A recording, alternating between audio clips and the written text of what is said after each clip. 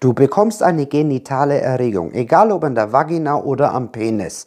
Deine Gedanken drehen sich um Homosexualität oder gar Pädophilie. Anschließend bekommst du große Angst. Wenn das so ist, kann es sein, dass du unter Coronal Response leidest. Dazu und vieles mehr jetzt. Der sogenannte Coronal Response ist ein Phänomen, das vor allen Dingen Menschen mit Zwangsgedanken betrifft. Aber auch Menschen, die keine Zwangsgedanken haben, haben höchstwahrscheinlich vielleicht irgendwann mal in ihrem Leben schon mal eine Erfahrung damit gemacht. Aber was ist überhaupt ein Coronal Response? Ein Coronal Response ist nichts anderes als eine Erregung, eine vermeintliche Erregung im Genitalbereich. Aber mit dem Unterschied, dass die betroffenen Personen sagen, das passt so gar nicht zu mir. Denn zum Beispiel eine Person sagt, ich bin heterosexuell und ich reagiere auf Gedanken, Gefühle, aber auch Dinge, die ich sehe, die mit Homosexualität zu tun haben. Aber vielleicht auch mit Pädophilie. Jetzt kannst du dir vorstellen, wenn du zum Beispiel ein Nicht-Betroffener bist, dass das bei der Person sehr, sehr große Angst auslöst. Und vor allen Dingen auch Zweifel. Also könnte man sagen, das ist ein sehr, sehr großer Motor einer beginnenden, aber auch einer aufrechterhaltenden Zwangsstörung. Ich möchte mit diesem Video eine Aufklärungsarbeit leisten, weil ich gemerkt habe, dass es im deutschsprachigen Raum eigentlich so gut wie gar keine Themen dazu gibt. Und das ist sehr, sehr, sehr wichtig, weil die Betroffenen aus Unwissenheit leider nicht wissen, wie sie damit umgehen sollen und vor allen Dingen sich dann fälschlicherweise Dinge einreden, die so gar nicht stimmen.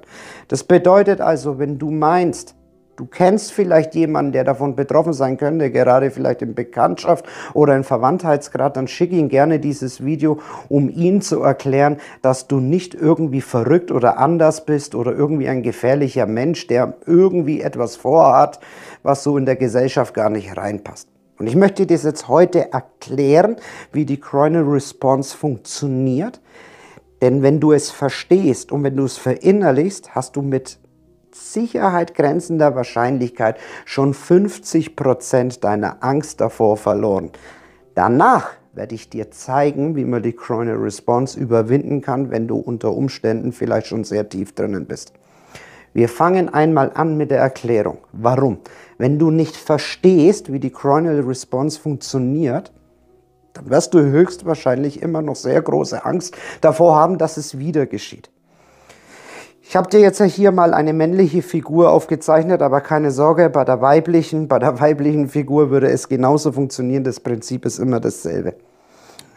Wir haben 5 Sinne, okay? Wir sehen, wir hören, wir schmecken, wir riechen und wir fühlen.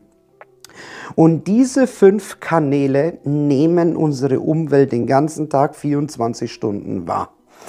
Das bedeutet, alles, was wir konsumieren, was wir sehen, was wir hören, wird in unserem Gehirn verarbeitet, in Gedanken und Bildern.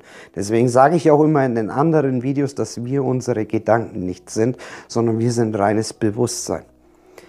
Wie wir aber mit unserem Bewusstsein umgehen, das ist wieder eine ganz andere Geschichte. Und das führt jetzt genau auch perfekt in diesem Beispiel zu der Coronal Response. Wir machen ein simples Beispiel. Du bist die Person X, du bist draußen, du bist auf der Straße, du läufst zum Baumarkt, egal wohin zur Arbeit, ist völlig egal. Wie du läufst, siehst du, dass an dir ein Kind vorbeiläuft. Dieses Kind als Beispiel, wie gesagt, ist ein simples Beispiel, diesem Kind fällt jetzt etwas runter. Das Kind ist vielleicht 8 oder 9 Jahre alt. Wenn sich das Kind bückt, schaust du mit deinen mit deinen Augen zu dem Kind hin und wie du hinsiehst, auf einmal bückt sich das Kind, du schaust hin und in dir entsteht ein inneres Bild. Ein inneres Bild, das verknüpft ist mit irgendeiner Art und Form von Sexualität. Das erschreckt dich. Ich erkläre dir kurz im psychischen Bereich, was hier passiert. In dem Moment, ich versuche es in Zeitlupe zu erklären, damit du es richtig verstehst. In dem Moment, wo du das siehst, tut dein Thalamus, das ist der Teil des Gehirns, der unter anderem für Sexualität zuständig ist, dieses Bild von außen verarbeiten und erzeugt einen Reiz, einen sexuellen Reiz. Der sexuelle Reiz geht hinunter in den visuellen Kortex und der ist jetzt dafür zuständig, umgekehrt, dass hier oben dann irgendwelche Gedanken, Bilder etc. bei dir aufkommen. Und anschließend geht es in den Mandelkern. Der Mandelkern verarbeitet das und schickt es nach unten in den Genitalbereich und es könnte für Millisekunden, wenn dann auch nur so eine kleine, winzig kleine Erregung bei dir im Genitalbereich auslösen. Ab diesem Moment ist erstmal gar nichts passiert. Das ist erstmal etwas, und jetzt hör mir genau zu, weil es so wichtig ist. Das ist etwas ganz Normales. Die allermeisten, die sich damit nicht auskennen, werden jetzt sagen, das ist nicht normal, der Typ oder sie ist irgendwie verrückt, mit dem stimmt irgendwas nicht, scheinbar steht er auf Kinder etc. Das gleiche Beispiel kann man auf alles andere auch anwenden. Das ist völlig egal. Wir könnten die Coronal Response Theorie, die ich hier aufstelle, genauso auf alle anderen Theorien auch anwenden. Das kann sein auf Homosexualität, weil er heterosexuell ist. Das kann sein, dass eine Frau das bei einer anderen Frau hat, in Form von lesbischen Gedanken. Sie ist aber auch heterosexuell. Aber auch umgekehrt, auch schon in meinem Coaching gehabt. Eine lesbische Frau, die solche Gedanken und Bilder und Informationen hat gegenüber einem Mann, obwohl sie sich ganz klar zu ihrer Homosexualität bekennt. Wichtig zu wissen und wichtig zu verstehen ist, dass die Funktion dieselbe ist. Es gibt gar keinen Unterschied, wenn er in dem Beispiel jetzt heterosexuell wäre und er bekommt einen Reiz von einer Frau, außen mit den Augen ist dasselbe Prinzip. Wir haben immer denselben Kreislauf durch den Thalamus, Mandelkern, visueller Kortex etc. und kommen auf die Coronal Response. Nur da kommt das Bewusste ins Spiel und sagt sich jetzt, damit habe ich ja kein Problem, ich bin ja heterosexuell. Jetzt kommt aber der Haken dabei. Der Thalamus, der dafür zuständig ist für die sexuellen Gefühle etc., der dann unten in den Genitalbereich geht, der kann physiologisch nicht entscheiden, weil er selber kein bewusstes Ich ist, was deine sexuelle Orientierung oder Präferenz ist. Das kann er nicht. Er reagiert einfach nur aufgrund unserer Biologie auf alles, was mit sexuellen Reize zu tun hat. Ob das Transsexualität ist, ob das irgendwas mit Fetische zu tun hat, etc. Er reagiert trotzdem immer kurz mit einem kurzen Reiz. Das bedeutet, ich kann dich an dieser Stelle wirklich beruhigen. Das hat nichts, gar nichts, überhaupt 0,0 irgendetwas damit zu tun, dass du irgendwie auf was anderes stehst, worauf du dich hundertprozentig dazu bekennst und auch sagst, ich bin zum Beispiel in dem Fall heterosexuell oder wenn der eine oder die andere sagt, ich bin homosexuell oder bisexuell, ist auch egal. Es spielt keine Rolle, da das bewusste Ich ins Spiel kommt. Aber warum wird denn das dann bei manchen zu so einem großen Problem und bei anderen nicht? Das hat folgenden Grund. Wenn du einmal aus irgendeinem Grund, als Beispiel, im Übrigen passiert es bei allen anderen Dingen auch, auf andere Kanäle auch, wir haben ja auch den Tastsinn, zum Beispiel ein kleines Kind auf deinem Schoß sitzen hast, und du merkst, dass der Thalamus darauf reagiert, dass das so eine kleine, durch die Reibung irgendwas entsteht, dann ist es nichts Gefährliches, sondern das Normalste auf der Welt, weil der Thalamus darauf reagiert. Und jetzt kommt das Problem ins Spiel. Jetzt kommt das richtige Problem. Du als bewusstes Ich nimmst es wahr, tust es fehlinterpretieren und fängst an, dir Sorgen zu machen durch einen intrusiven Gedanken, der dir vorher nach oben schießt. Wie zum Beispiel, ich könnte pädophil sein. Oder was ist da mit mir los? Ab dem Moment könnte ein großes Problem entstehen. Warum? Jetzt kommt das Perfide. Du hast jetzt mit dieser Sorge, mit dieser Sorgenschleife angefangen, dich zu konditionieren. Dich zu konditionieren. Das ist das Perfide jetzt dabei. Du hast angefangen, dieses oder jenes Problem, was eigentlich kein Problem ist, als Problem zu benennen.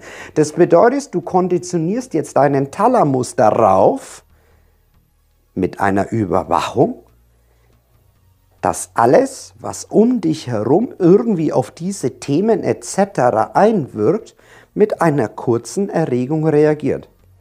Befeuern tust du das Ganze jetzt in einen Kreislauf, wenn du dir weiterhin darüber Sorgen machst und vor allen Dingen die ganze Zeit darauf achtest.